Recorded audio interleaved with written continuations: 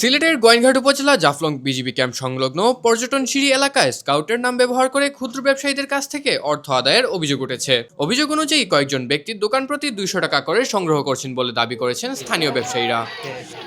ব্যবসায়ীরা জানান তারা ছোট ছোট দোকান পরিচালনার মাধ্যমে পরিবার পরিজনের জীবিকা নির্বাহ করেন। এ অবস্থায় কোনো সংগঠনের নাম ব্যবহার করে অর্থ আদায়ের ঘটনা তাদের মধ্যে উদ্বেগ ও ক্ষোভের সৃষ্টি করেছে।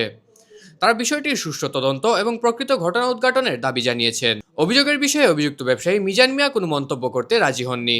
তবে আরেক অভিযুক্ত মান্নান মেম্বার অভিযোগ অস্বীকার করে বলেন, স্কাউটের নামে কোনো অর্থ সংগ্রহ করা হয়নি।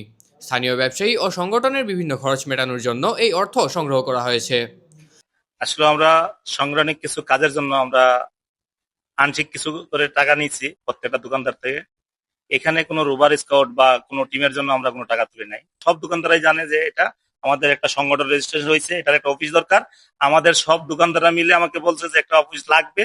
ওই ক্ষেত্রে দোকানদাররা বলছে আমাকে 500 করে টাকা নেওয়ার জন্য। আমি বলছি না, এরা দিতে পারবে না, তোমরা একটু কমাইয়া যা পারো সবাই তুইলা দাও, আমি এটা দিয়ে একটা অফিস করে দিয়ে যাব। বাট সবাই বলছে যে 500 করে দিবে, কিন্তু আমি এটাও নেই নাই।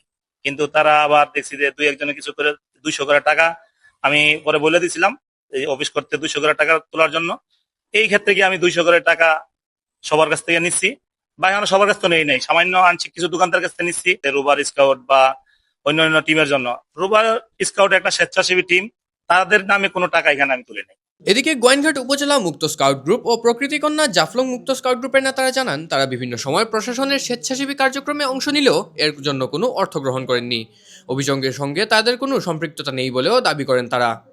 গোয়াইনঘাট উপজেলা নির্বাহী কর্মকর্তা রতন কুমার অধিকারী বলেছেন, স্কাউটের নাম ব্যবহার করে অর্থ আদায়ের প্রমাণ পাওয়া গেলে তদন্ত সাপেক্ষে প্রয়োজনীয় আইনগত ব্যবস্থা গ্রহণ করা হবে। যে আমাদের কাছ থেকে 200 টাকা করে নেওয়া হয়েছে। ওখানে ওই লালমাটিতে ব্যবসায়ী মিজান আর আমাদের প্যানেল চেয়ারম্যান আব্দুল মান্নান। জি ভাই, তুলা হয়েছে। কারা তুলছে এটা?